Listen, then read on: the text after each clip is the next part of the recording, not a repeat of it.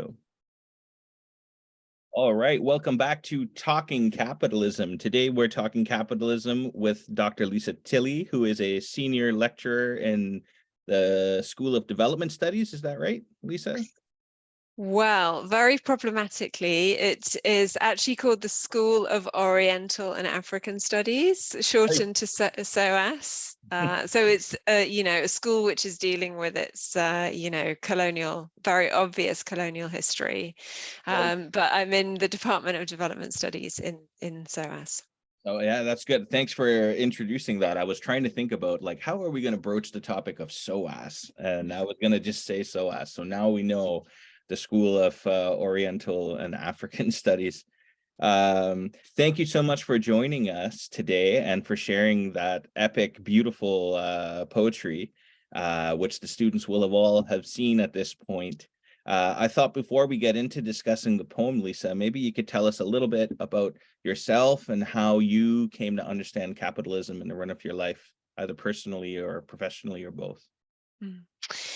So it's difficult to know where to start with this, but I think I'm going to start really with my research journey rather than other personal journeys. So I started off in my PhD working with indigenous and peasant communities in Indonesia who were and still very much are fighting for their lands and ecologies in the face of accelerating encroachment by state and corporate entities, basically because these communities live on what we think of as resource frontiers. So areas which are rich in resources and are constantly being targeted by corporations in cahoots with the state usually and finance capital to extract resources from their lands. So when we're talking about resources, we're talking about things like gold and copper, which is mined, and plantations, palm oil plantations, which gradually are taking over more and more land in Indonesia. So that's sort of where I started working as a researcher and working with those communities.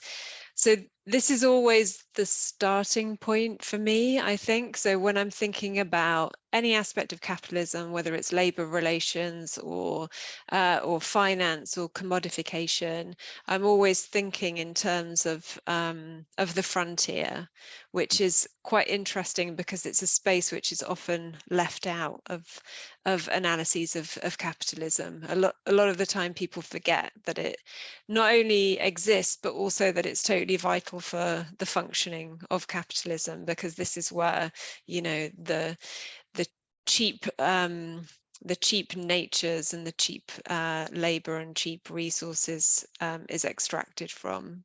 Mhm. Yeah, thanks for that. I mean, especially, thinking and working about these things in a settler colony like Canada, where our class is taking place, frontierism, uh, it exists quite a bit in the Canadian psyche, but it actually takes on this very kind of positive, imperially nostalgic kind of vision here, which I think is maybe doubly damaging because these economic processes were happening alongside these kind of like grotesque acts of colonization too. Mhm. Mm. Yeah, so in your context, you have like the glorification of the pioneer spirit and that kind of Mhm. thing at the frontier. Yeah. Mhm. Well, let's switch gears a little bit and talk about the poems that you shared with us. They were so powerful, so compelling. This is something I've always loved about your work in general, your ability to just very seamlessly and easily put the voices of colonized people so squarely at the front of what you're talking about. And it's very powerful and effective. And I think we see that very much in the performance pieces that you shared with us. So I was wondering if you could maybe kind of walk us through a little bit of these poems, what you like about them, and talk a little bit, if you would, about the connection between ecology and Mhm. capitalism. Mhm. Yeah, sure. I mean, first of all, I can't take any credit whatsoever for the poem itself. I mean, obviously this is written by two incredible Indigenous sisters from very different parts of the world. Kathy Jetnal Kijiner from the Marshall Islands and Aka Naviana from Greenland.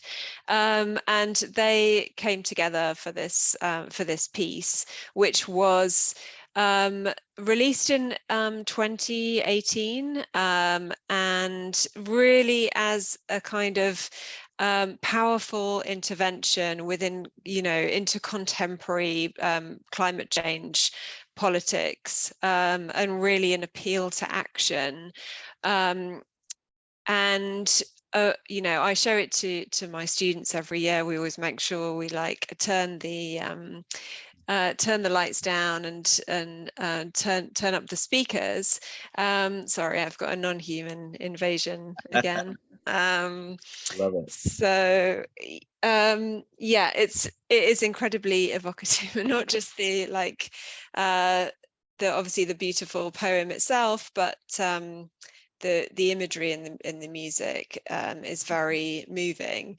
And I think you grasp straight away, the power of the piece in terms of its intervention into contemporary debates.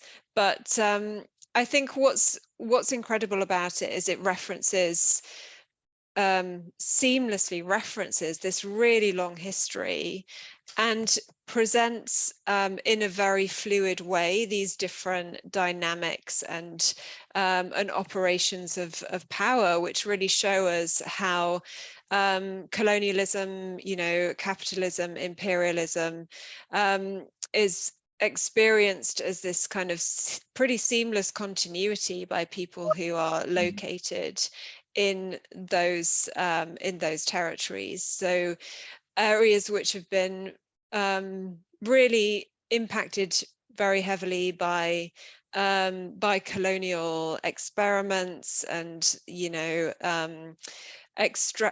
processes of extraction and contamination. And think it really brings to mind how these territories are very far away from each other, but they have experienced pretty much parallel lives in terms of again those processes of extraction, of contamination, of nuclear testing, of nuclear waste dumping. And this means that people living there have a very longue durée kind of consciousness around ecological contamination as something that is bound up with the capitalist system, and particularly with colonial capitalism and imperialism. Mm-hmm. Yeah, thanks for that. It kind of got me thinking, like, connected islands so far away through these forces of capitalism, imperialism, colonialism. In a lot of the kind of more traditional economic literature around this stuff, people talk about, well, folks just didn't understand the negative externalities of what they were doing. Do you think that it's practical at all, that if we understand the negative externalities, that actually maybe we could patch up capitalism and continue?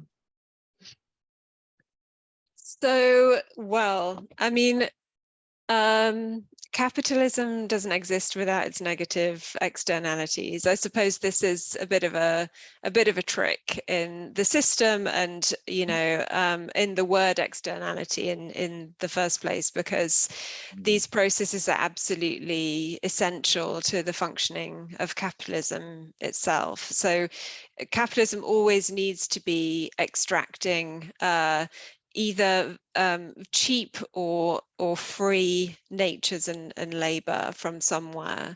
Otherwise, it would collapse in on itself.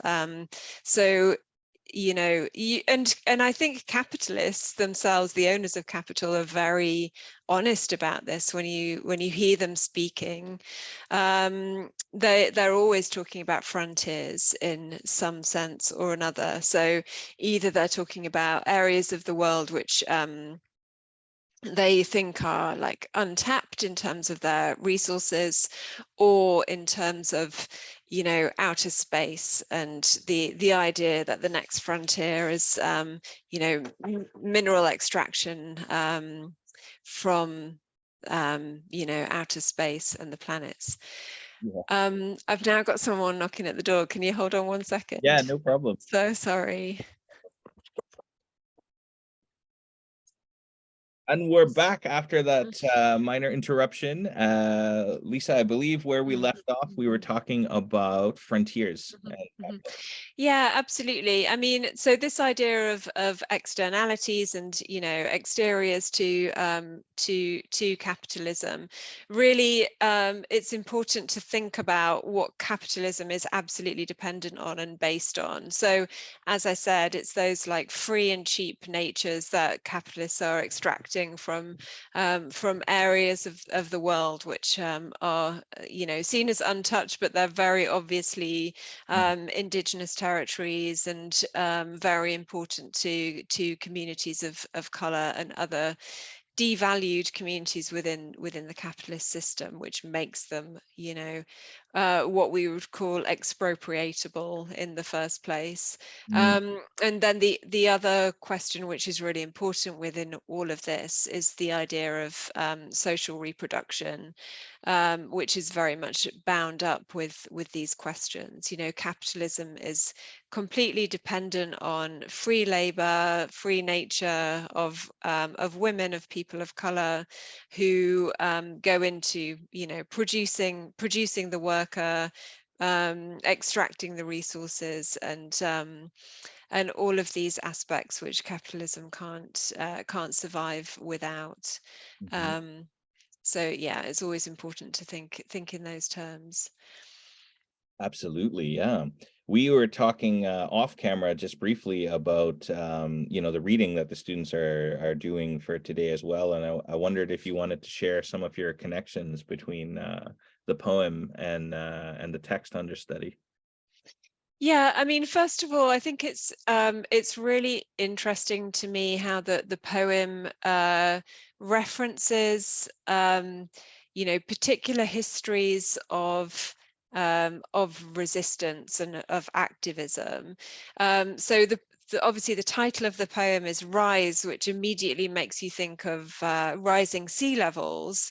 But the poem gradually works towards this final kind of rallying question of if we will rise at the end. So it's talking about the rising of people against the climate crisis, and against these processes of capitalism, which cause so much harm. And I think the poem itself is very much in the tradition of Pacific anti-colonial feminism, I would say. And if you look out for particular words that come up, so the poets talk about bringing shells from Bikini Atoll. She says, I bring with me these shells that I picked from the shores of Bikini Atoll. So the word bikini, when you think about that term, automatically what springs to mind is the women's very revealing two-piece swimsuit. And hopefully you'll have now read the text by Teresia Teaiwa, who's a very important Pacific feminist who's sadly no longer with us. And she tells the story of how the bikini as a garment comes about because two Frenchmen were trying to mastermind the most explosive women's garment that they possibly could. And one had come up with a garment which they called the Atom, and then another had come up with a garment which was even more revealing.